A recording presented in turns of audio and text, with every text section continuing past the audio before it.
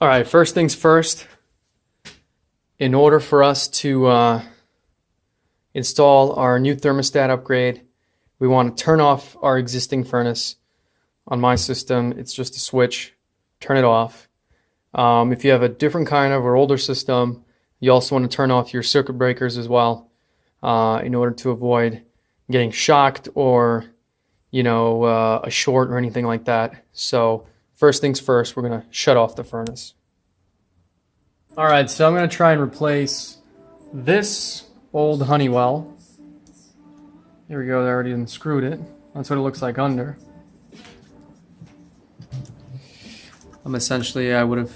I took the cap off, then I took the screws out. There was like about only 1, 2, 3 screws holding that to this panel.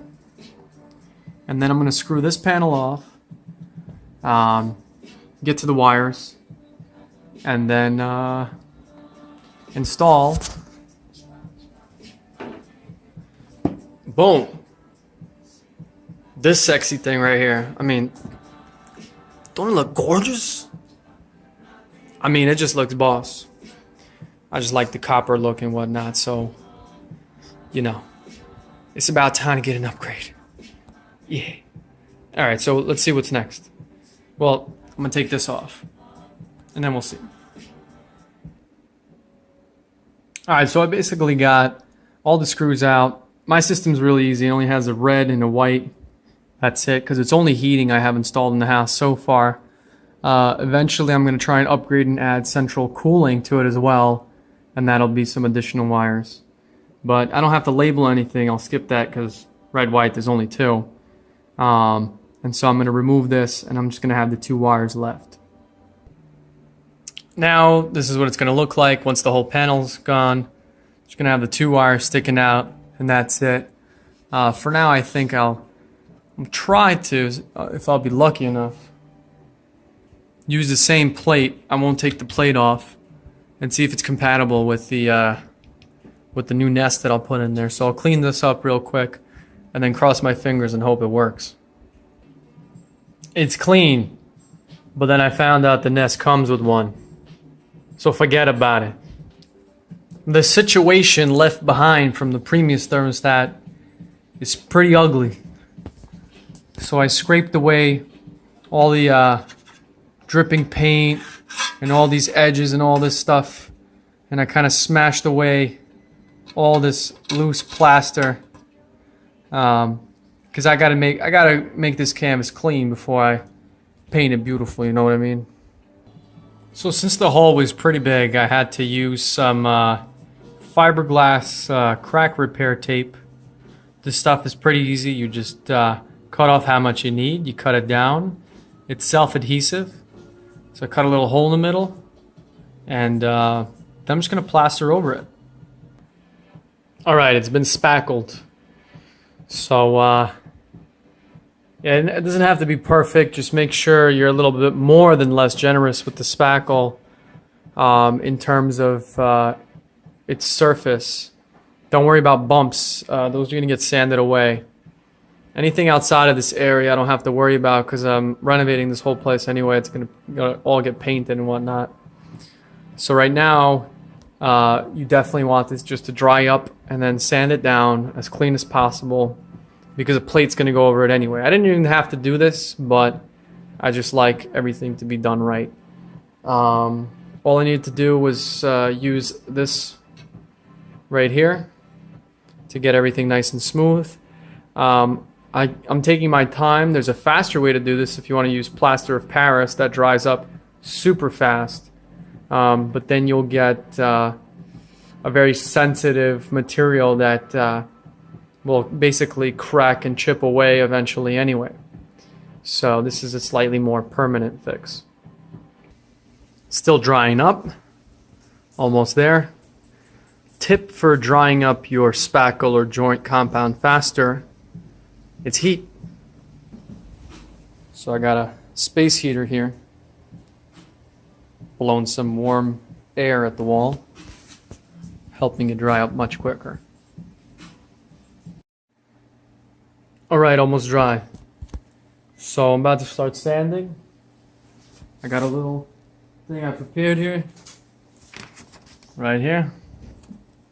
Essentially, I took a piece of paper, folded it over, pinched the sides, taped one half, put some tape on it, and place it real nice under my work area. And then I'm gonna press it down to the wall. So now I'm gonna sand. I recommend using a very fine grit sanding block, sanding sponge. This thing is like flexible, to get the nicest finish. And this little pouch right here is essentially going to catch all of the powder. In this case, it doesn't matter, but if you're just doing a patch job in an apartment or something, you don't want to make a mess. This really cuts down on it greatly. So I'm going to sand that down, and then I'm start getting ready to mount the bracket. All right, it's dry and sanded. As you can see, my little umbrella over here caught about 90% of the stuff I was sanding. So now I'm going to get rid of it, and next goes the plate. All right, so now I'm going to put up the plate with the metal bracket back piece and the mounting bracket all up at once. I'm just going to hold them together. They're not drilled in or anything. The nest has its own little level on it.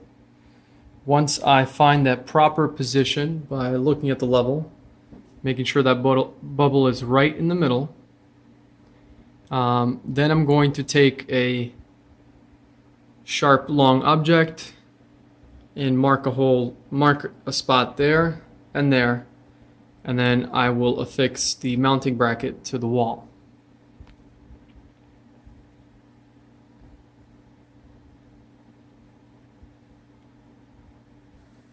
All right, I got that in there. I like to use a drill to get it in, but then once it's almost in, I like to use just a regular Phillips screwdriver to tighten it, because with the drill you might over tighten and just loosen it, and you might have to redo the whole thing again. All right, now I'm going to tuck the wire further back into the wall. These little tips right here, make sure you unbend them and get them as straight as possible, because they're going to go into these little holes as indicated with the assistance of the web app over here. It'll tell you exactly what the wiring diagram is and where you got to put them. So that's next.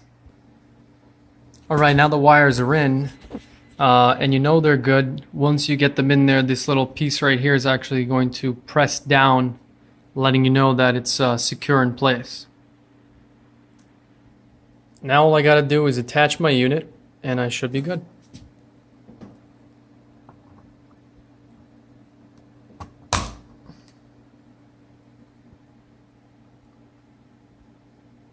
That's it. Now I got to turn the heat back on.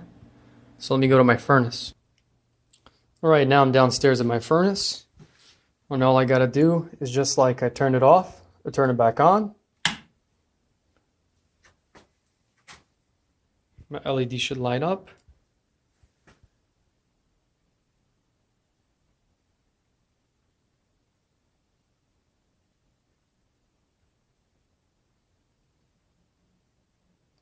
And everything should get back and going.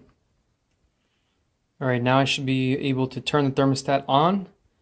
And once I turn the heat on, it should change from standby to heating. All right, once I turned my furnace on, power started going to the nest, and now I should set it up.